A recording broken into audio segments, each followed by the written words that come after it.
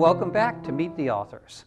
We're happy to have you join us again for our first segment on this show, and I'm honored to have with us Jim Fraiser. Hi, Jim. Hey, Phil. Thanks for coming. Glad to be here. So, boy, you've been a writer all your life, you tell me, huh? Yeah, pretty much. Yeah, that's great. In 20 years, you have 17 books out. That's pretty exciting. And you're a local guy, huh? Yeah. Where were you born? Born in Greenwood. Uh-huh. Went to Ole Miss and lived in Jackson for a long time. Now I live in the Pass. And you're a judge here in town now? I am. That's amazing.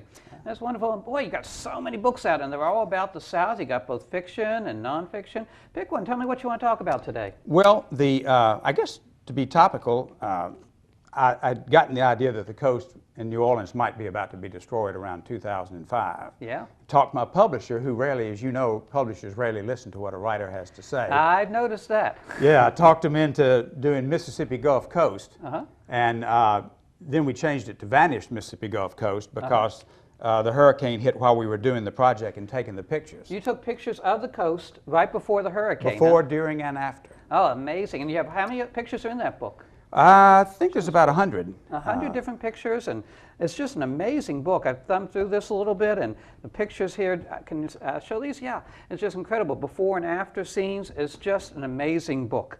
All right, tell us about the next one. Well, so then I thought perhaps New Orleans was in danger too, so the French Quarter of New Orleans with University Press of Mississippi and the Garden District of New Orleans. So that's before and after also? No, this is just the history, architecture, and culture of the... How many pages is this thing? It's a lot. Yeah, I'll say. I think it's about 250 or so, color photos and text on each structure. And when did this one come out? I think that came out maybe in '03 or '04, and then I got the Vanished came out, of course, in '05, as did my novel Camille, which I wanted to warn the coast that I thought something was coming, and we know what happened. Yeah. So when did the Camille book come out? In '05 also. And that was right before we got hit by Katrina, huh? That's right. That's right. Amazingly foretelling.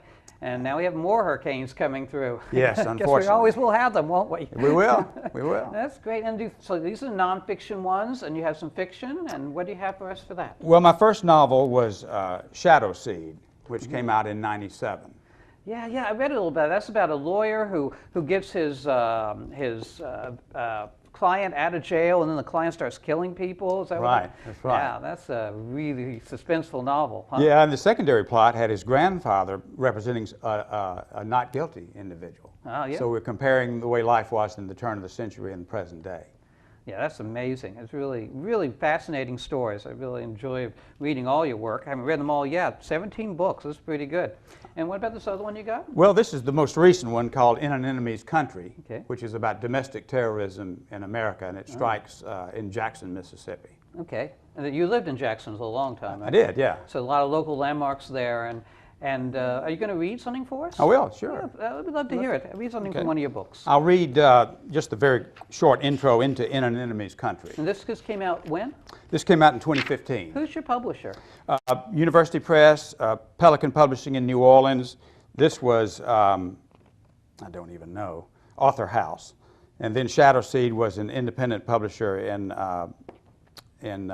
Montgomery. All right, well, I'm eager to hear your reading. All right, this is when the terrorist first arrives in Jackson, Mississippi. We don't really know who he is or what he's doing. The tall, angular, shaggy-haired man in black open-collared silk shirt, black designer jeans, and dark leather desert shoes intently eyed the woman seated on the wooden park bench before him. She lifted the strands of raven-colored hair covering her eyes and forced herself to meet his baleful glare. "What exactly do you want me to do this time?" she asked solemnly. "Quit toying with me and tell me what you need me to do." When he didn't answer, she lowered her eyes, fixing them on her shoe tops. "What must I do?" she asked again, flashing anger for the briefest moment before her eyes turned black into inscrutable obsidian discs. "Thanks for coming. I missed you." She blinked twice. "I know." He sat beside her on the bench. She looked away from him into the night. Dark gray clouds blotted the purple twilight sky. Humidity choked the air.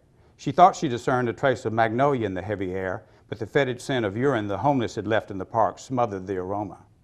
The clouds hung so low they clipped the tops of the massive live oak that dominated the 4-block square park. the great oak's ponderous limbs thrust out in every direction, suffocating the smaller pin oaks and magnolias standing at vaguely twisted angles, proof of their lifelong struggles for sunlight in the larger trees' shadow. She wiped beads of sweat from her brow. How could it be this hellish in December, she wondered. Before reminding herself, she now sat in the very heart of tropical Jackson, Mississippi. That is great. I love how you develop your characters so quickly, and the suspense is vibrating through there. You're a great writer. I Thank really you, Phil. enjoy that. So are you. Well, thank you for saying so. So you're working on something new, I hear, too. Well, I'm writing plays. I've started writing some plays to put on at the Bay St. Louis Little Theater. Yeah, I've seen a couple of them. They're Yeah. really, really fun. Yeah, they're fun. I got to do them with my son, Paul, and I had a great time, and it was a big success. So I'm going to do it again this year and focus on that. You're a great father. Everywhere you go, you bring your son. I loved having you and him at our parties and introducing. It's so much fun to be a writer. So you still work full-time as a judge, and you write. How do you have time to fit all that in? Well, as you know, you make time for what you care about, and you just do it. Okay. Well, we've loved having you on the show. Thanks for coming. Thanks, Phil. And tell the audience where they can get your books. Well, all my books, all 17 of them, are on Amazon.com, Booksamillion.com, BarnesandNoble.com. But the bookstores here in town, Barnes & Noble, for example, have them, the little bookstores in the Pass and the Bay. So I think they're generally found wherever you want to go find them. All right. Thanks again for coming. Go to my website, drstreams.com. You can pick up any of my books or any of our guests' books. All the guests have been invited to put their books on my website. You can get them directly from there.